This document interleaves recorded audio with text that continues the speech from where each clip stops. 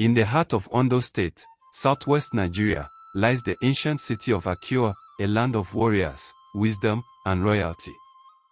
But behind the bustling streets and modern lifestyle lies a deep-rooted history, a story passed from mouth to mouth, generation to generation. It is the story of the Deji of Akure, the royal custodian of tradition and the spiritual heart of the people. Many centuries ago, when kingdoms were rising across the Yoruba land, a young prince named Omoramakan left the sacred city of Ile-Ife, the spiritual cradle of the Yoruba race.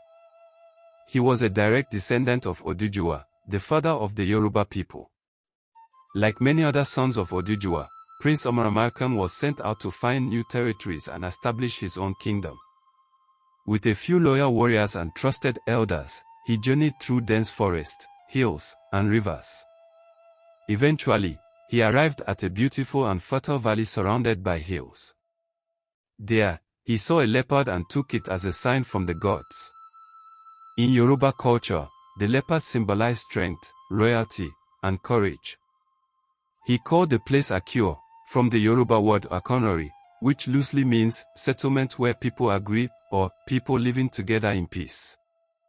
And so began the kingdom of Akure, built on peace, wisdom, and the courage of a prince who followed the will of the gods.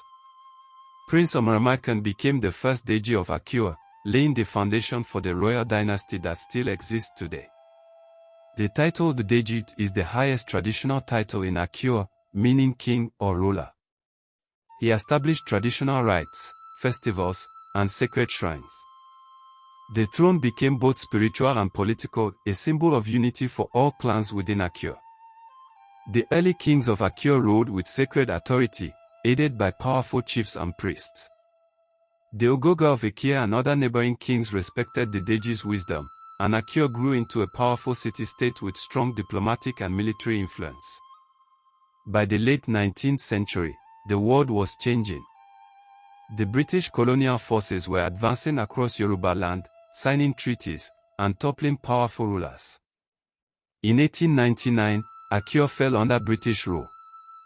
Though the Deji remained, his power was now under colonial control. One of the most defining moments came in the 20th century when a reigning Deji clashed with colonial authorities over land and taxes. Many chiefs were arrested, and royal power was suppressed. The sacred drums of Akure fell silent for a time, but the spirit of the people remained unbroken.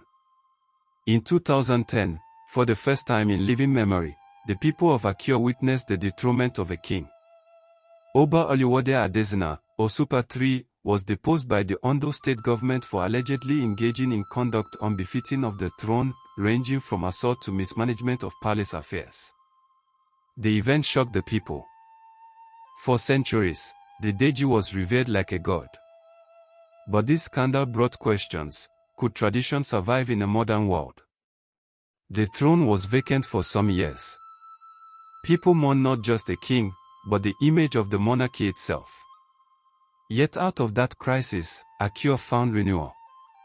In 2015, a new king was crowned, Oba Aleditoyembo Ogunlade Aledalusi, Odundan II. A descendant of the royal family, a man of wisdom and modern education, Oba Aledalusi was chosen to restore dignity to the crown. His coronation was celebrated with traditional rites that had been preserved for centuries, ancestral invocations, sacred drumming, masquerade dances, and the Iganuko, the towering spirit of the ancestors. Today, the Deji of Akure blends ancient tradition with modern leadership. Under his watch, the palace has become a center for culture, development, and unity. Festivals like the Ile-Ife Festival, held annually to celebrate peace and heritage, have gained international attention. The history of Akure is not just about kings and crowns, it's about a people who never lost touch with their roots. From Omoramakan to Aleditoyembo, the Deji of Akure remains a symbol of resilience, honor, and cultural pride. Even now, when the palace drums beat, old men weep with joy, remembering the days of their fathers. And when the Deji walks through the streets, the people still kneel, still bow, still chant, Kobi Isio. Acknowledging a king whose throne was born from the bloodline of Oduduwa, and whose legacy continues in the heart of Akure land. True leadership is not in wearing the crown, but in earning the trust of your people, honoring your past, and guiding your kingdom with wisdom in a changing world.